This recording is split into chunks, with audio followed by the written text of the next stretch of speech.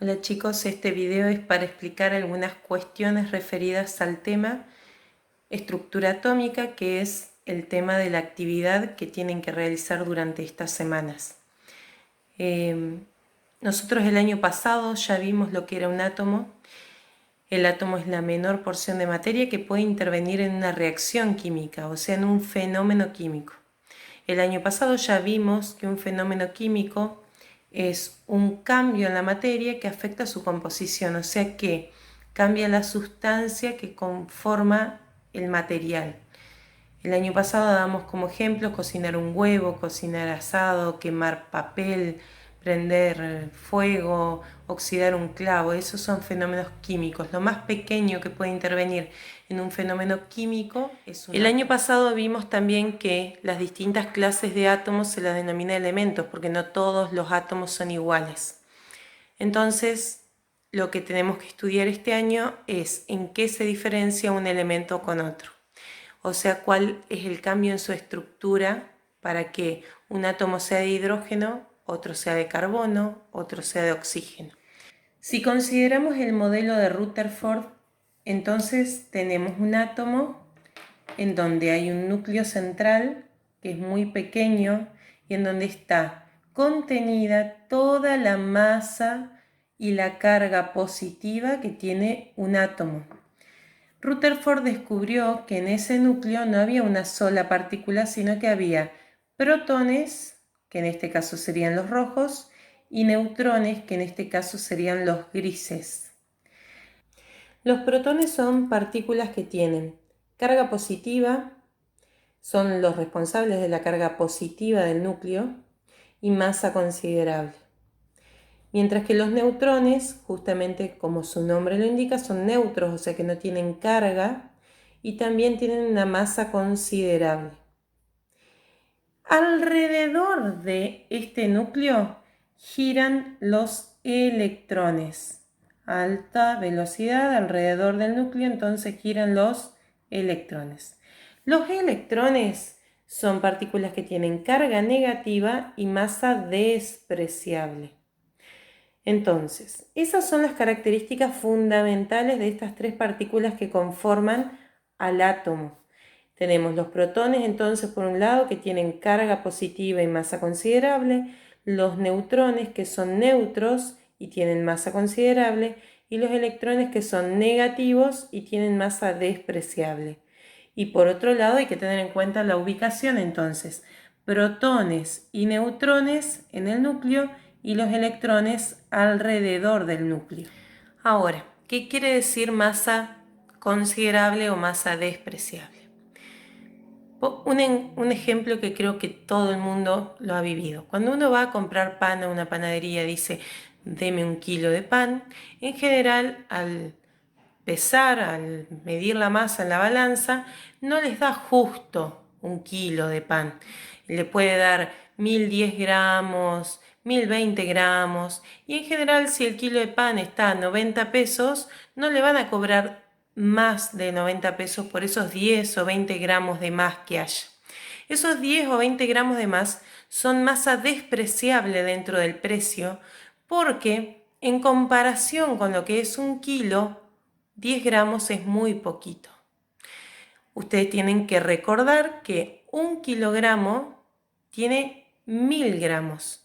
Por lo tanto, si yo le agrego 10 gramos más, directamente si tengo que calcular cuánto más tendré que cobrar, serían menos que centavos tal vez, entonces directamente no se cobran. Lo mismo pasa en este caso con el electrón. El electrón, al lado en comparación con los protones y los neutrones, pesa muy poquito.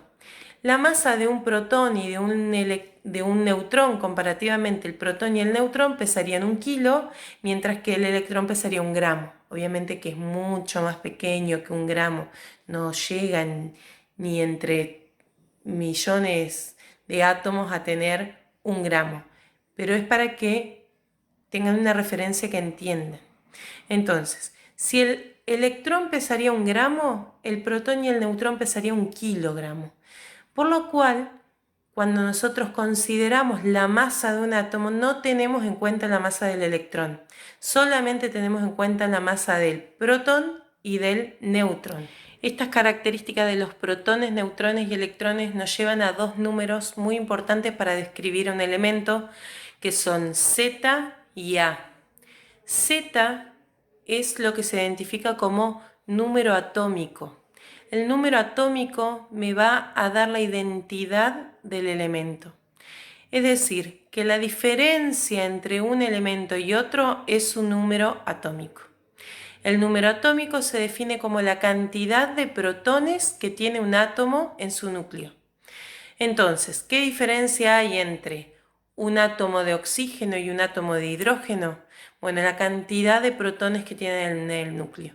El hidrógeno, por ejemplo, tiene un protón en el núcleo, mientras que el oxígeno tiene 8 protones en el núcleo. El carbono tiene 6, el helio tiene 2 y así. Entonces, ¿qué es lo que identifica un elemento? Lo identifica la cantidad de protones que tiene en el núcleo, o sea, su número atómico. Entonces, a la definición que teníamos el año pasado de elemento, que era, se llama elemento las distintas clases de átomos, tenemos que agregarle esto. Un elemento es una clase de átomo que se identifica por tener la misma cantidad de protones en el núcleo. O sea, repito, un elemento es un grupo de átomos que tienen la misma cantidad de protones en el núcleo. Entonces, volviendo a nuestro átomo de ejemplo, en este dibujo, decíamos que los protones en este dibujo eran los rojos. Si se fijan, hay 4 protones en este dibujo, lo cual indica, ¿sí? Lo cual indica que este átomo tiene una Z igual a 4. Z entonces en este caso es 4. ¿Para qué me sirve saber eso? Porque si yo tengo que trabajar con la tabla, por ejemplo, al trabajar con la tabla, yo puedo ver que el que tenga el número Z4, en este caso, ¿sí? No sé si alcanzan a ver ahí, esta es la tabla que tienen ustedes en el cuadernillo. Z, en este caso, está en esta tabla acá arriba. ¿Sí? Si se fijan acá en la clave, van a ver que dice número atómico, es este numerito que está ahí al costado. Entonces, fíjense que Z4 es el berilio. Es el único elemento que tiene Z4. Entonces, ¿para qué me sirve saber la cantidad de protones o Z? Para saber qué elemento es. Entonces, en este caso, por ejemplo, ¿sí? Z4 es el berilio. ¿Sí? Entonces, una vez que sabemos cuál es Z, sabemos qué elemento es. En este caso, repito, berilio. Yo solamente puedo identificar a un elemento por su número atómico, o sea, por su número de protones. Por más que sepa cuántos electrones tiene y cuántos neutrones tiene, si yo no sé cuántos protones tiene un átomo, no puedo saber de qué elemento es. Hay distintas maneras de conocer el número de protones. A veces en el ejercicio a mí me van a dar directamente número de protones, entonces yo voy a poder calcular desde ahí Z, o a veces me van a dar Z y de ahí voy a calcular número de protones. Pero hay una característica que se cumple en los átomos que son neutros naturalmente, que es que la cantidad de protones tiene que ser igual a la cantidad de electrones. Porque, como vimos hace un ratito, los protones son positivos mientras que los electrones son negativos. Entonces, para poder tener un átomo neutro y que la carga se neutralice, los protones tienen que ser iguales a los electrones. Pero repito, esto solo se da cuando el átomo es neutro. Ustedes en años posteriores, tercero o cuarto año, van a estudiar casos en donde el átomo no es neutro. Nosotros este año siempre vamos a trabajar con átomos neutros. Las cargas eléctricas son distintas, positivas y negativas. También en el tema que sigue después durante el año vamos a estudiar cuáles son las diferencias entre cargas positivas y negativas, Pero una cuestión que se cumple es que cuando existe la misma cantidad de carga positiva que negativa, entre ellas se anulan. Por eso, para dar neutralidad a un átomo, necesito tener igual cantidad de carga positiva que negativa. Por lo tanto, entonces repito, si yo sé el número de electrones y sé que el átomo es neutro, sé también entonces que los protones son la misma cantidad. O a veces al revés, me van a dar Z, me van a decir, bueno, Z es 4. Entonces, si Z es igual a protones, los protones son 4. Por lo tanto, si hay 4 protones, también va a haber 4 electrones, siempre y cuando el átomo sea neutro. Otro número importantísimo al momento de estudiar la estructura atómica es A. A es el número másico. La A, recuerden que no es de número atómico, esto es número másico. ¿Sí? El número másico se define como la suma de protones y neutrones que tiene un átomo.